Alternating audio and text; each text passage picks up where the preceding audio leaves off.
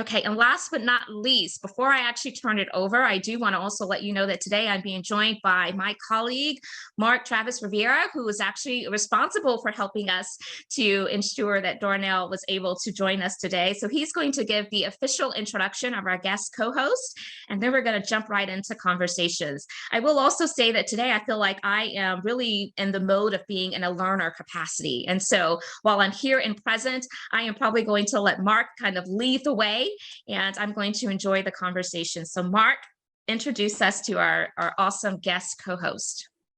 Awesome. Thank you so much, Dr. White. I want to welcome everyone. My name is Mark Travis Rivera. My pronouns are he, him, and his. I am wearing a tan hat with a neutral color brown dress and a shawl thing that's like peachy colored. I'm wearing makeup, and I'm really happy to be here. Happy Disability Pride Month for those who are in the room who may be disabled. And today's guest is someone I call a friend, someone I view him as a big brother in my head. And Darnell Elmore is the author of the 2019 Lambda Literary Award-winning memoir, No Ashes in the Fire, Coming of Age, Black and Free in America, which was listed as a 2018 New York Times notable book and a Barnes & Noble Discover Great New Writers pick. Moore is also a writer in residence at the Center of African American Religion, Sexual Politics, and Social Justice at Columbia University, and a 2019 Senior Fellow at the Annenberg Innovation Lab at the University of Southern California.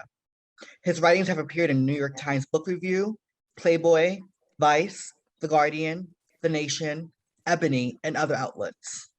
He is the Director of Inclusion Strategy for Content and Marketing at Netflix, and he is currently at work on his second book, which is tentatively titled Unbecoming: Visions Beyond the Limits of Manhood. Please welcome my friend, my colleague in the work, Darnell Elmore. Thank you, Darnell. How are you? I'm good. I'm really, really honored to join you. Really honored to join you. Thank you. So I just wanted to give you a moment to introduce yourself in your own words in a way that we can't hear from your bio. So I just want to give you that opportunity. So first of all, I hate bios. Bios, they freak me out. Inevitably, I am a child of Camden, New Jersey. My family is still, for the most part, based there. I describe myself as an Aquarius, a dreamer, someone who has always tried and attempted to look beyond the present to see what's possible for the future, and to also, because I'm Aquarius, think about what we need to do to make that possible. I'm a family person. I deeply, deeply care about justice. I deeply, deeply care, and justice not in sort of the poetics, the poetic way we talk about it. I mean, I care about people having access to the things that they need. I care about people having access to resources and safety. And inevitably, I'm a shy person, so I that's who I am. Outside of all of that, yeah, a writer, an artist. Yeah, Yeah, well, thank you. for sure. I know that you're introverted, and I know that you may seem extroverted to the world, but I've hung out with you personally, and I know that you can be more introverted than people. At the party, I am the one in the corner. Yes. So let's talk about for a second. I'm also from Jersey, so we're both Jersey boys. So I want to talk about how you define freedom Mm. as a Black and queer man in America. In your book, No Ashes in the Fire, you share a story about growing up in Camden, New Jersey, which you're very proud of, and having a group of boys douse you with gasoline and attempt to light you on fire. Can you share with us how that moment shaped your understanding of what it meant to be a man? So, yes. First, let me just say something about freedom. I had a person this guy, when I was in DC at a book event at Howard, he came up to me and said, so I'm looking at your book title and it says Black and Free in America. And he was like, what you mean freedom? You're Black. And I turned to him and I said it was an interesting proposition that he made. But in my mind, part of what I understand to be true as a person who grew up under the conditions of anti-Blackness, under the conditions of queer antagonism, in a world that taught me to hate every aspect of myself, freedom, my sort of definition or understanding of freedom will never be contingent on white supremacy, on patriarchy, on heteronormativity, or on folk in power or the state telling me that I'm valued, right? Freedom has to be something that we define and name for ourselves. I am free the moment I say that I don't live, that the sort of the powers that be, all of the systems of oppression that exist in the world, I'm free the moment that they do not determine and predetermine how I ought to live my life. When I, as a queer person in the world, the moment I announce my queerness is the moment that I reject any type of attitude or understanding or logic that tells me that my queerness is wrong. Mm. You know what I'm saying? So I just wanted to offer that. But in that moment, I always have to sort of start by framing why I included that story. It wasn't, I included the story of being young, moving about in the streets, being physically attacked because of my gender presentation. One, because I wanted people to understand that what seemingly is read as this sort of exceptional story of me being in Camden being attacked, that is the case for a lot of young people who are gender nonconforming, non-binary, queer, or trans folk. That type of stuff happens all the time. And to be true, many of us have been either present for that or may ourselves, right, have contributed to the violences that have been present in other people's lives. So oftentimes people read that and go, oh my gosh, you endured that? And I want people to see themselves in the story. How many times have any of us sat in a room and heard someone, a joke being made about somebody's gender presentation or a joke being made about somebody's sexuality? And I want us to see that as also our contribution or complicity in violence enacted in somebody else's life. That said, that was a moment that is marked in my life as a really traumatic one. Like they literally grabbed gasoline and they poured it on me and tried to light a match. I was a kid. They were kids.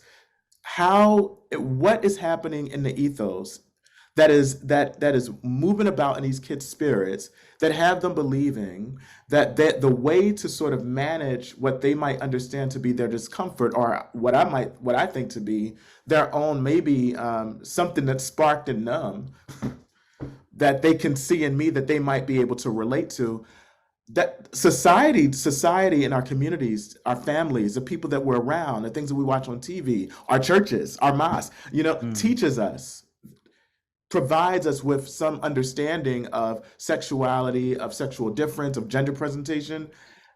That those kids didn't get that on their own. All that to say, I was writing really a humanistic version of from as an adult after the event, trying to think about the world in which they were taught and socialized to believe that they need to sort of extinguish my difference. And as an adult, I really went looking for them because as I was researching and writing the book, I went online to make sure, one, that they weren't incarcerated, that they were alive, because I understand that the way that they can get freed up from their own hatred of difference is by encountering it. And I know that jails are not the place for that to take place, right? I know that jails can't free someone from their homophobia. I know that jails inevitably can't free someone up from their anti-Black racism.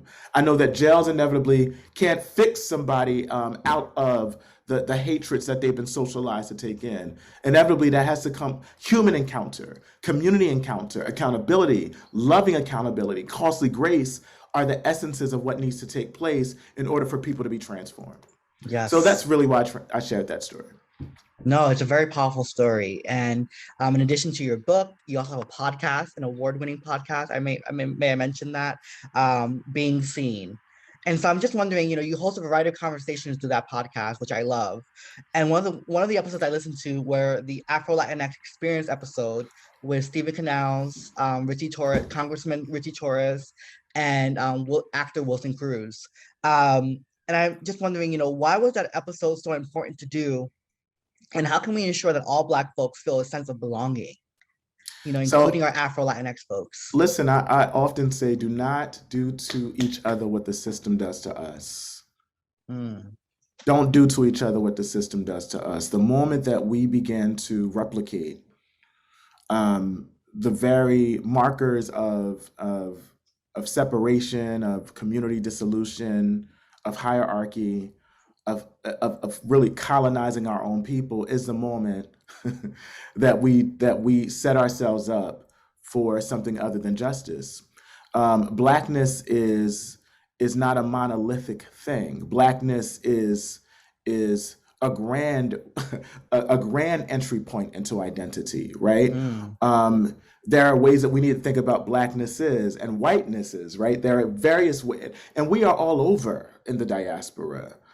We are all over in a diaspora, and the fact that we allow for things like colorism, geographical differences, of ethnic differences to be the dividing point for us is the moment that we set ourselves up for something other than freedom. I just tell the story. One time I was in the DR, in Dominican Republic, moving about the streets with two Haitian Dominican folk, darker skinned folk, who were walking next to me. I didn't even know these folk, two brothers. And the police stopped us, put us against the wall. And the moment I opened my mouth, they understood that they could hear that I was a U.S. citizen, I was an American, and and let us go. Even in DR, where most of we know that in these islands, this is African descended folk, right? There's this idea that the closer that we can get to the axis of whiteness and sort of the colonizers, the more that we are sort of empowered. And I just want to say that as Black folk, as folk of color in the world, and not beyond just race and ethnicity, I'm talking about differences of sexuality and gender. We can't replicate, we can't do to each other what the system does to us. That's not freedom. It's just not freedom. And I think a lot of us have bankrupt versions of Black liberation, bankrupt versions of freedom that we carry and that are just not right. I can tell you the many times that I've had to tell people who have their Black Lives Matter t-shirt on and their fists up in the air, and I'm saying to them, take your damn fist down and take the shirt off if you're sitting up here with a Black Lives Matter sign on and you still think that sexism and catcalling is cool at the march. Take your Black Lives Matter shirt off and put your fist down if you still think that Black trans women are not relevant to the movement work. Take your fist down and take your Black Lives Matter shirt off if you still walking around here talking about Black freedom and you still believe that queer folk are going to hell. That's not freedom. It's just not. Speak on it. So for me, any version of a freedom dream that we have can't be the nightmare that somebody else has to go through. So for me, I believe, and this is what Black feminists have bequeathed us, right? A version of a political understanding, a political vision that demands that all of us, especially the people who exist at the edges of the margins, ought to be free if all of us are to be. And if that is not the grounds of our politics, then you need to pack your stuff up, go back home, pick up some Black feminist books, and start over. Come on now. Speak on it. And talking about this idea of, I just got goosebumps you saying that. I'm just processing what you just said. I'm like, okay. It's early over here. You're waking me up. You're waking me up. You're waking me up. I'm in California too, and I'm just like, I'm ready. I'm in it.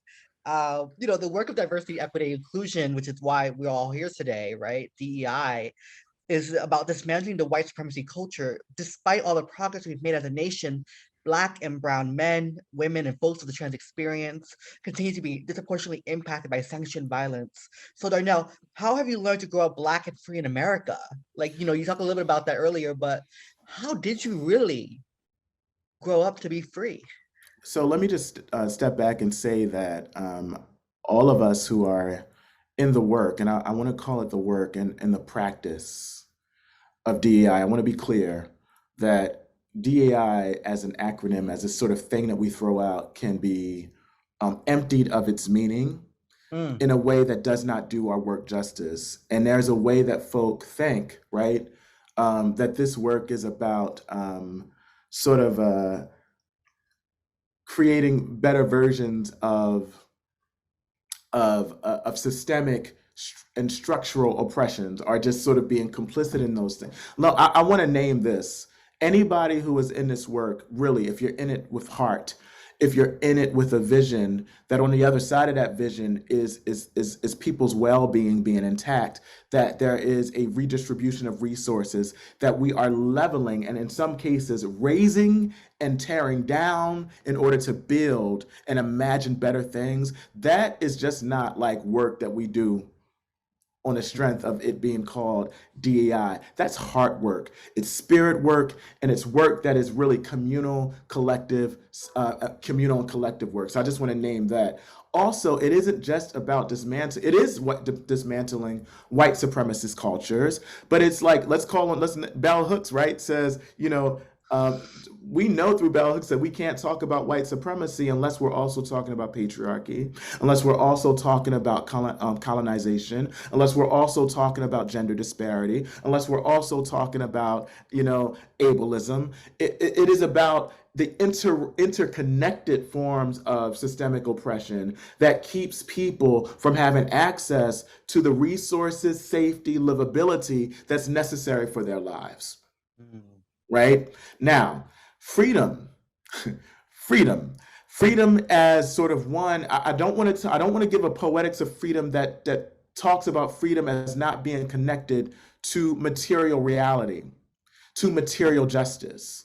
Yeah. Does that make sense? Like I can walk around all day and say I'm free. I can say I'm free and experience a type of freedom, a spiritual freedom, but I also demand and expect to live in a world, right, where I am freed up of all the obstructions that will cause folk like me to be able to live. So I don't want to give the impression that I'm just, walking around here saying, oh, I'm free, I'm good.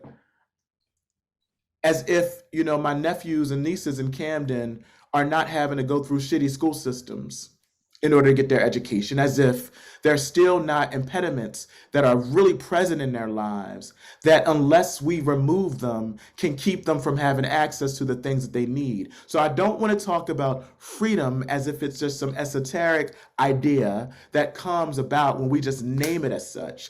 Part of our work as DEI practitioners is the work of making freedom a reality, a possibility for folk who would otherwise not have access to it. Now, in the meantime, my freedom comes from not pinning my understanding of myself to colonial, white supremacist, heteronormative understandings of who I am. I lived my life long thinking that my dark skin was not an additive value to who I was. That my lips, the size of my lips, the size of my nose, that the way I move my hands too freely, the way I move my body, the things that I love, all of these things, all of these ideas, I was socialized to believe were true. It was sort of, I braved in colorism. I breathed in notions of white supremacy and anti-blackness. I breathed in queer hatred and hatred of itself like air. What I'm saying is the moment that we reject those things on the ground, on the strength that they are just not true, is the moment that we begin to tap into freedom for ourselves. That, though, does not come without us doing the work of making sure that one can live their life and have access to the things that they need in real ways, right? To go along with the self-freedom that can carry a person through. They have to come together. Come on now. Speak it. Oof, I don't go to church often, but I feel like I'm in church this morning and I'm feeling holy crap. It's just really moving. I don't know if you look at the chat, but the chat is blowing up for you, Darnell. So if you want to glance over at the chat and look at it really quick, you're more than welcome to. Because this is our people. I mean, I'm not saying anything that anybody on the chat or in this group doesn't understand to be true. Right. Yeah. But I think even practitioners need to hear it, because I think we get so caught up in the work that we forget ourselves. We forget that we have to undo our own biases and our own stigmas and our own perceptions of self and others. I'm always constantly thinking to myself, how can I embrace myself so I can embrace my potential? Right? That was the premise of my TEDx talk. And I know you did a TEDx talk as well. But I also know something that connects us, that we're both very spiritual people in different ways. And so, I know your faith is really important to you, and I know that you have a master's in theological studies from the Princeton Theological Seminary. And so, can you tell me why spirituality is critical to your work and the role it plays in DEI? Yeah, first, look, we don't. I'll use an I statement. Okay. I don't come to the work. I don't come to this plane. I don't come to life. I don't come to this conversation without there being the presence of spirit and ancestors who have come before me. So let me just say that. I mean, literally before we even got on this, before we started talking, I went off the screen and I whispered, Spirit, listen. And by spirit, however we imagine that to be, I understand spirit as a chorus of my ancestors, of all of those folk who made it possible, who dreamt me into existence, who fought for me to be in existence, who had the theory far before we had the words written in a book, who were thinking intersectionally before Kim Crenshaw wrote intersectionality down on the book, right? There are a people, we come from a people, and the spirit of our people, of my people, grounds me. Yeah. And I ultimately believe in, I think there is something powerful about thinking about, the sort of spirit or divine or the sort of power of the ancestors. There's something powerful about us having question marks as opposed to exclamation points and periods. In other words, there's something powerful about mystery to me. There's something powerful about knowing that I'm connected to a people, to all of the folk on this screen, that I'm connected to the planet, that I'm connected to the universe and the stars, that I am a small, and but big, right? A small piece of a larger cosmos. That is beautiful to me. It's humbling. I think it causes me to understand that I have limitations, but those limitations can be filled by my connections to other people, by my connection to spirit.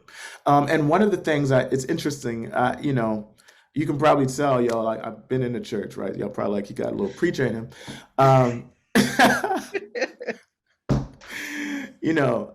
When I think about queerness, which is, interestingly enough, has been, I think, an aspect of my being in the world and my identity that has probably been the most illuminative theologically. Jose Munoz was a theorist who defined queerness not just as a sexual identity, but he defined it as the not yet here. Think about that, y'all. The not yet here. In other words, like, it's something that you don't even, it's something that you have to attain or move into, and maybe as an identity, as a way of being, always already coming into, and maybe not always already grasping. That sounds so churchy to me.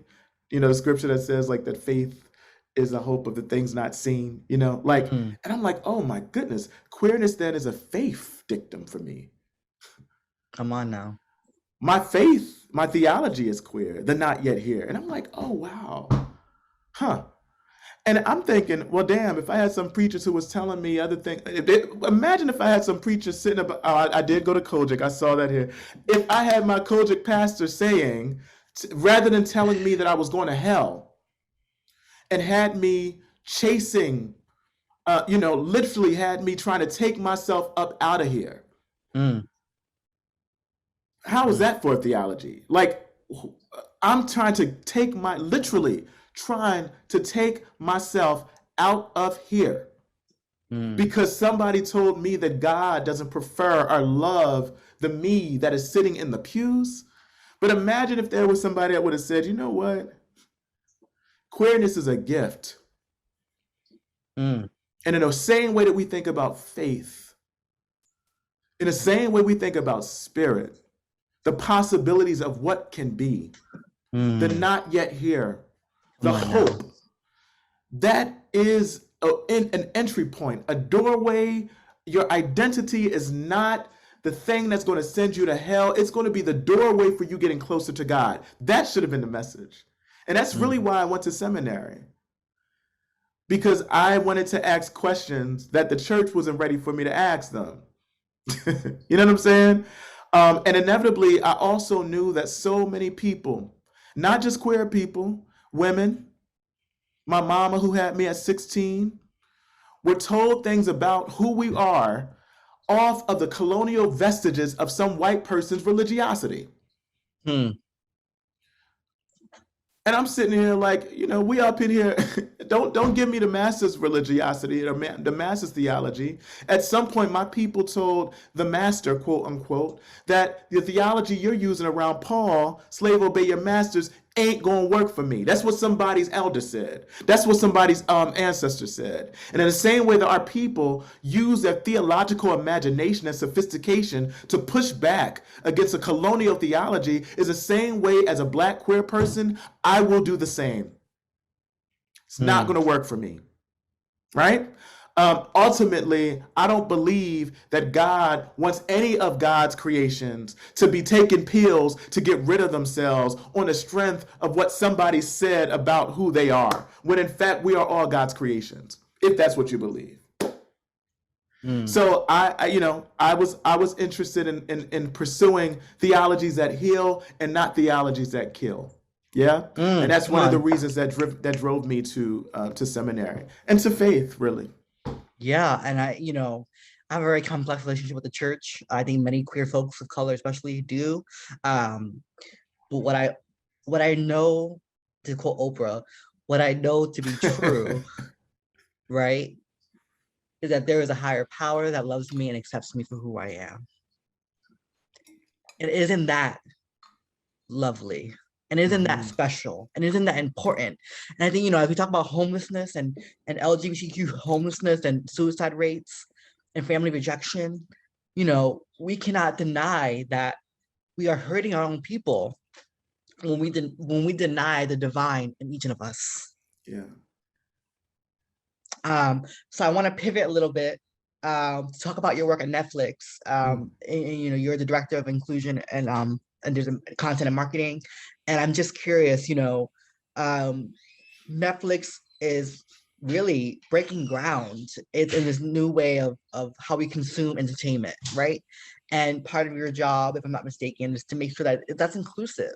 So can we talk a little bit about how you went from East Coast to the West Coast and what brought you to Netflix? Yeah, sure. So interestingly enough, I am an industry outsider in many ways. I'm not from Hollywood. I've been involved in cultural change work and have been in front of and behind a camera, right, like for years, and worked in media. But never thought that I would be working in Hollywood proper. Didn't necessarily see a route there. Right. But one of my colleagues, Wade Davis, who he and I we've been doing work together for years. Mark, you know this. Yeah. Started our own practice, had done work with professional athletic associations, DEI work with professional athletic associations, had started doing work with Netflix.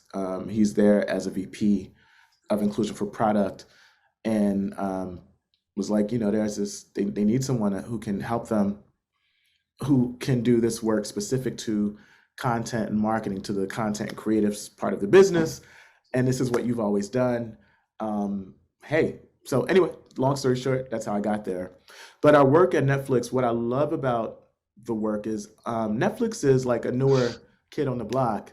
And we don't have as many decades and histories of endemic structural issues to sort of unbury to dig ourselves out of. And the culture of Netflix is such that we thrive on candor and feedback and being honest and transparent with one another, which, as in the work of DEI, is necessary in order to really have honest conversations and to name what is as it is. So that means we can talk about things like we talk about white supremacy. We talk about anti-Black race. I mean, we actually say these things, right? And not just on the screen like this and the fancy conversations, but in our everyday work, we are interrogating. And my team's job, we don't necessarily. Our job is to be thought leaders, thought partners, strategists with the folk who are making decisions around content, because inevitably I see our work as DEI practitioners as this. We know we would have done our job when we don't need to be in the room for someone to do theirs stunningly. Come on now. I want to work myself out of a job. That's my strategy. I want to ensure that folk have the competencies, the inclusion lens, all of the tools that they need so that when they are making decisions about content choices, casting choices, storyline, campaigns, market, whatever it might be. Yeah. I want them to be able to tap into the resources that we can provide as a team, so that I don't got to be there for them to make those decisions. And that's the way that our team approaches the work. So the work for me isn't a sexy work of sort of like having to develop programs. No, our work is going into the trenches and filling up our colleagues' toolkits with all that they need to go forth and be stunning in their work, so that they don't need, say, I don't know, someone to come in and talk to them about colorism. We'll get them that.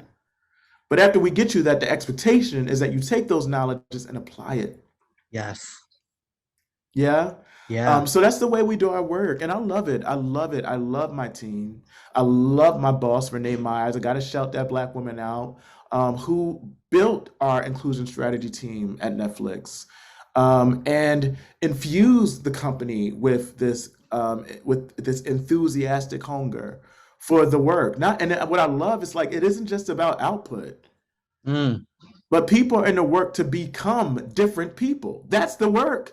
When you become and transform yourself, your work will be transformed as a result. And that's at the heart of what we're really trying to do in the company. And I love it. I love the work.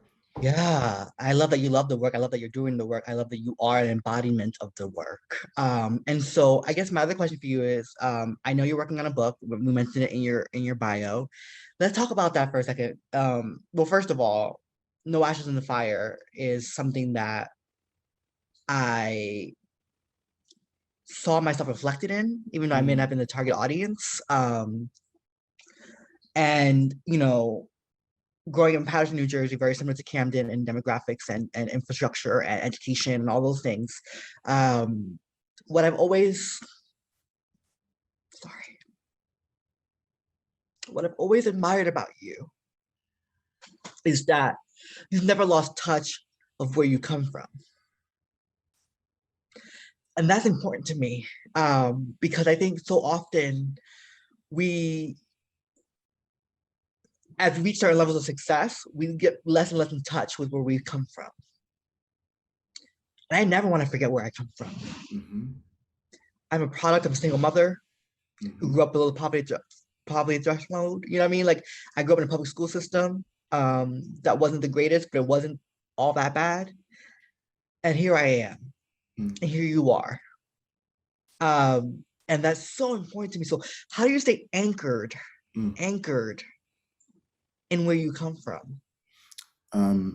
It's so beautiful, and I say the same about you. I have the privilege of watching Mark, and let me just speak on you for a second. But I have watched you now for more than a decade. Be consistent in terms of, it's like we're in a space now where I think so many of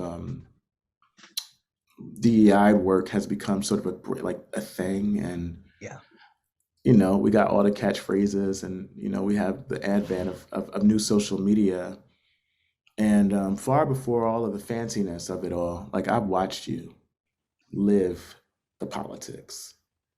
I watched you reinvent and create and become a self. And I watched you be present in community always. And I want to shout that, look, it might be the Jersey in us, right? But I know the secret sauce is I know the moment that I disconnect myself from my folk, from my place, from my people, from the source, is the moment that shit ain't gonna work. Just not gonna work. Yeah.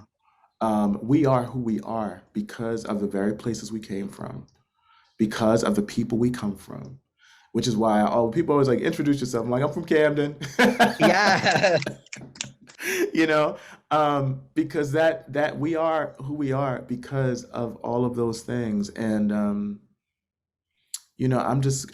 grateful and I also know that not only who we are, but I'm alive because of those folk and because of these places.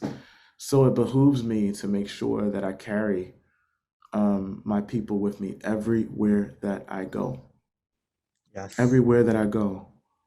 Far before I got to Audre Lorde and was reading like June Jordan and was in rooms talking to Kim Crenshaw and Bell Hooks and had the theory, my people taught me. I didn't even know what feminism was, but I grew up around with a 16-year-old mom, a mom who had me at 16, who had sisters who, through their lived experiences, I learned about the various constraints that they had to endure. My mom had to stop going to school in 10th grade to take care of me. I went off and got 3 degrees before she got her GED. That was a lesson to me in intersectionality before I knew what it actually meant. Yeah. Yeah. So I hope in the writing that I do, to be able to put those lessons on paper, and that's what I really, really tried to do. And in the second book that y'all writing, I'm a slow writer. Ultimately, I'm hoping to sort of say something about masculinity, manhood, and our need to reevaluate, examine, question, raise, throw it all out, pretty much. To say something about that, we'll see how that goes. I mean, but let me just put a pin here and say something, because we love to talk about blackness and race and whiteness and all that, but we need to talk more about patriarchy, sexism, and misogyny, and also what I understand, what I know to be true, let's call it the cage of gender and masculinity. Yeah. And this may make so many of us uncomfortable but in the same way that we have to question how we've come to know what we know to be true about race, I'm asking us to ask, who taught us what we know are named to be true about manhood and masculinity? Come on now. And how much of that do we need to test and reject? I ask men all the time, when was the last time you cried? When was the last time you cried in front of somebody else? When was the last time you cried in front of another man and actually probably needed a hug from another man? Or the last time you were hurting and sat down with another man and said, just hold me right now because I'm hurting so bad that I just need to be held? What kept you back from asking that? What kept you back from crying? What kept you back from being vulnerable? What kept you from looking in the mirror and say, I'm so scared because I got to go to the doctor to get this colonoscopy. I'm so damn scared because my body's changing.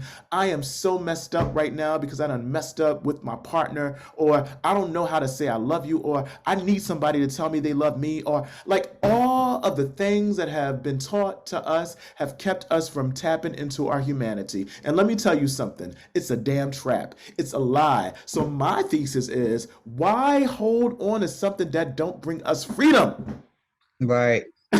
I don't want that. People asking me, what does it mean to be a good man? I'm like, I'm not answering that no more. I'm trying to figure out what I need to be the best human that I could be. Because all these ideas y'all giving me has trapped me for so damn long. It's kept me horrible. I was horrible to the sisters and women in my life. I was horrible to myself.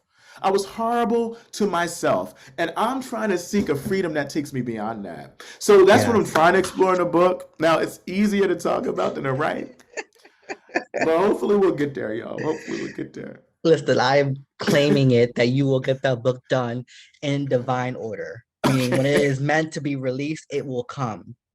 Thank 'Cause I you. think so many times we put a capitalist pressure on ourselves, like Yes. I gotta produce, I gotta produce, I gotta produce. No, take a pause. People keep Yep. asking for my next Oh, no, book. I'm listen. like, Let me tell you, my publisher I already told them, y'all get it when you get it. I'm like, yeah, it's a wrap. Because people have got me asking like, when my next collection of poetry coming out, and I'm like, yo, you know how much work it took to produce the first one, and I self-published. It wasn't like I had a publisher behind me; it was all me. I was like, y'all give me the yes, next book when I get the next book ready. Like it's not gonna happen anytime soon. yes. Um, and so I want to say, I want to ask, and then we're gonna open up to the audience because I know there's lots of people in the room, and because there's so many people in the room, I'm actually gonna ask people to put their questions in the chat Okay. because I think it might be too much for people to just unmute themselves, and there's too many people in the room today. So if you have any questions for Darnell, please put it in the chat, and I will do my best to get to as many questions as possible.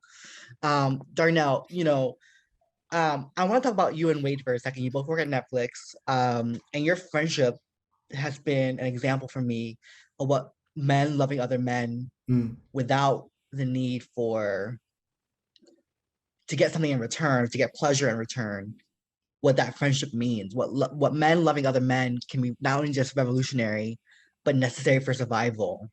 And so I want to know, how do you form relationships with other men? mm. Because that's something I struggle with. I struggle with intimacy. I struggle with forming real relationships with men. And how do you go about doing that? 'Cause I think that's really important for people to know. It's a beautiful question, and I would understand why that struggle is real. I mean, for me as a person who was tortured in a lot of ways by the cis.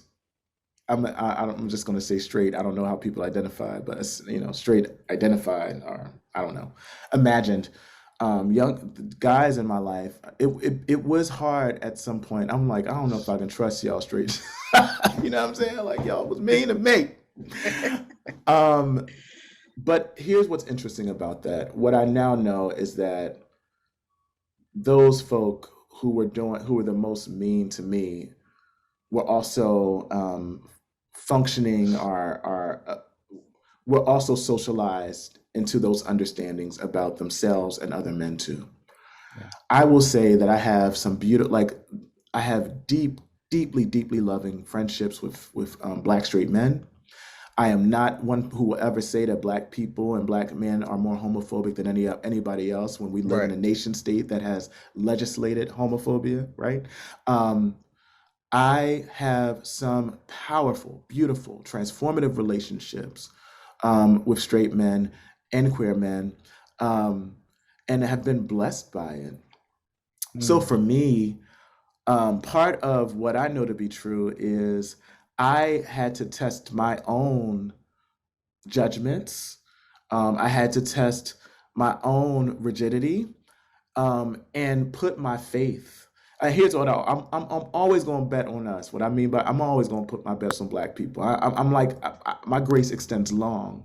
Mm. It does. It just does. I'm like some of y'all effed up a little bit, but y'all, I'm gonna go with you. I'm gonna fight with you till I can't fight no more. You know what I mean?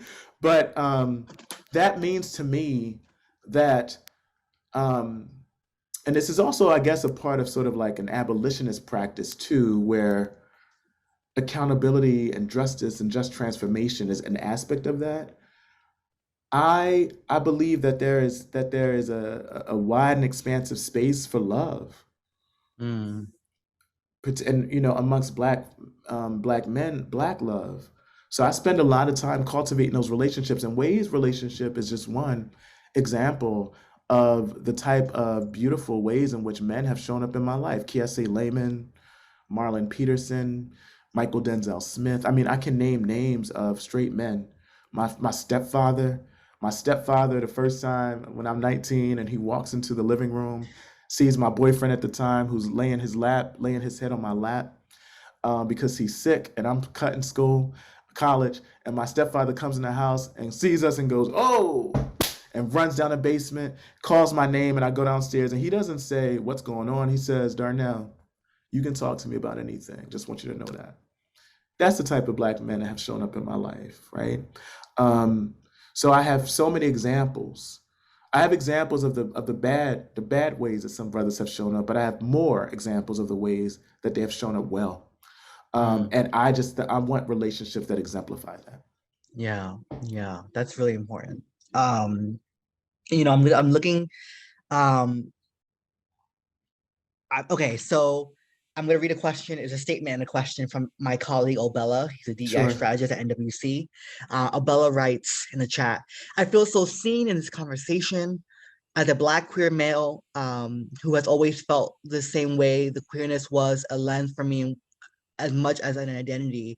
I wonder if you can talk a little more tangibly about what it means to weave the lens and the compassion and the pushback against the hurt into the practice and policies of an organization when it also exists within a capitalist structure, from as big of a Netflix to any small organization." Yeah, it's interesting because I often talk about um, inclusion as a practice, but I also talk about it as a lens. And what I mean by that is, I think queerness, in the same way that that any other understanding or sort of politic or framework or optic is an aperture. It can open up our understandings of others, or it can open up and provide us with a way to sort of assess and examine systems and structures. In the same way, I would say that like Black feminism for me became an aperture, a lens. And it's like once I put that Black feminist lens on, I could not unsee Mm, any like it's like y'all hear what like I could not unsee patriarchy. I could not unsee like it's any in all aspects of my life, in all aspects of the structural environment. I could no longer move about um, encountering and examining things in the same way. I could no longer uh, not look at myself and not begin to self-interrogate. So I think queerness in that same way can be another aperture, another sort of tunnel through which we can begin to see things differently. And one doesn't necessarily have to be, quote, queer identified mm, in order to apply a queer lens. One doesn't need to be a Black woman in order to apply a Black feminist lens. One doesn't need to be an indigenous person in order to apply a decolonized lens, right? So what I'm saying is that rather than thinking about these aspects as identity categories, we can think about them as aperture, as openings, as optics through which we can begin to assess not only ourselves, not only our own context, but the places and organizations in which we work, the systems that we maneuver through, the world. yeah. Yeah, and we have another question from Sarah Phelps. Sarah, thanks for being here. For those of us in a relationship with cis men, how do we encourage them to discard the trappings of I'm saying this word wrong, stoicism and patriarchy, and embrace feeling comfortable in the milieu of giving emotional and physical saucer to other men? So I'll just say this quickly. I will say that whew, all right, this is gonna let me just say it like I feel it, like I'm hearing it in my spirit. Um, it's going to be the work of all of us to undo patriarchy. And I've said this uncomfortably on occasion, like, and what I mean by that, like I've been, oh my gosh, I'm about to say this, but I've had conversations with women identified folk who are very committed to the ideas that men show up hard. Like I've had people say to me, like, I want a hard dude. And I'm like, oh, okay. So let's unpack that and then talk about what the consequences of that desire might be, right? So what I'm trying to say is it's going to be all of our work to let go of the faith that we've put in patriarchy, which is connected to sexism, fem antagonism, and misogyny. Oh, and that feels so uncomfortable for me to say. I'm saying this as a person who is not, and that's just not just my read on women. I'm talking about all of us, y'all. And do y'all hear what I'm trying to like? we have as a nation state, as a people, as a collective, for the most part, our nation state is built on the foundation of patriarchy. Yeah. Let's just say that. And therefore, we all then have been bequeathed this idea and put our faith in it. And what I'm saying is we have to undo that. We got to let it go. We got to just, and so what would it mean? What would it mean for any of us in relationship with other men, cis men, regardless of our gender, to say like, I desire for you to be human. I desire for you to be untethered from these ideas. Mm. Yeah. You Yeah. know, Yeah. what would it And I mean for us to say that? I think that that's our work to do collectively. absolutely. And I just want to amplify something that Bianca Mays, and I think that's Bianca Mays, my friend from college. So hello, Bianca. So glad you're here. Yeah, cis men must be a part of this. Let's stop relying on Black femme work and burdening us, right? Oh, let me and Um, so let me just. I need to say this too. I often say too. It is the work of feminism. I often say it's for look.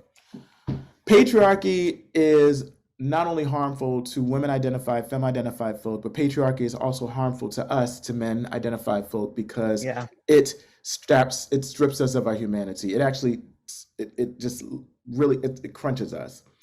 It is our work to undo it. It Mm. is not it is not, we can't rely on women to quote unquote mother us out of our Come shit. on now. Come We got on to do now. that work for ourselves. So I do want to say that, and I want to be very Yes. clear about that. So when I say collective work, I'm also saying that any of us then who puts our faith in those ideas got to sort of untether ourselves from those ideas. But it's inevitably our work to undo.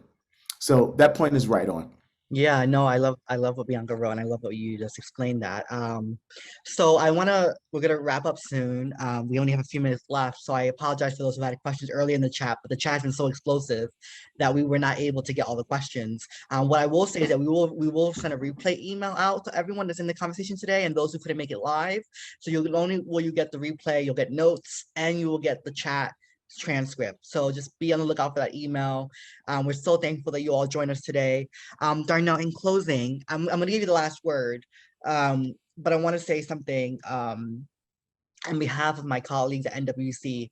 Thank you. Thank you for gracing us with your time. I know you're really busy. I know you have a lot going on. So I want to thank you on a personal note. I want to thank you for being a friend, a big brother in my head. Um, and, I think the work ahead for all of us is going to be to unlearn Mm, all the ways that we've been taught that we weren't enough. mm. Thank you for reminding me that I am worthy, that I am enough. Thank you for reminding me that this work is to continue moving forward and to do the hard work on ourselves so we can help others do the same with themselves. I love you. I appreciate You you. You too. mean the world to me. So thank you. I'm going to give you the last word. I'm just really grateful. Dr. White, thank you for inviting me into this space, for all the work that you and your team does. Mark, thank you for this conversation. And to all of those that have stayed in the conversation with us. I've been reading the chats. Y'all are everything. And I guess I want to say, like, I want us to remember that, yes, we are in the work of DEI, but this work for me is a calling. And Mm. it's not separated from any of the organizing work that I've done, any of the work that I've done in the classroom, on the street. It's all like, we have to see this work um, as part of the larger movement to reimagine, to raise on some occasion, to build new structures, new institutions, new ways of being, a new world. And to me, that is deeply, deeply communal work. It isn't empty work. It's so fulfilling work, and it's transformatively it's just work. So I just want to underscore that, and just, yeah, thank you all for all that you do. Um, Yes, thank yes. you. Dr. White, anything you want to say before we wrap up? I'm just incredibly full. It's the best word that comes to mind as I think about this hour of time that we've had to share with you, Darnell. Thank you for your vulnerability, for your voice, for your leadership, and for just modeling a lot of what I think that we all hold very, very dear and important to us as we are striving to create a world that we all wish to see and live in. So I'm just full. Thank you so much. Thank you. Thank you, everyone. Please come back next week. We have amazing guests lined up. Come back every Friday at 11 a.m. Eastern Standard Time for intentional conversations where we bring DEI, thought leaders, strategists, amazing folks like Darnell, and so many more people to the conversation. Be sure to follow us on social media at Nika White Consulting on Facebook, Nika C. White on Instagram, Nika White on Twitter, and be sure to follow us on LinkedIn and connect with us. Thank you. Be well and be intentional in the work you do ahead. Thank you.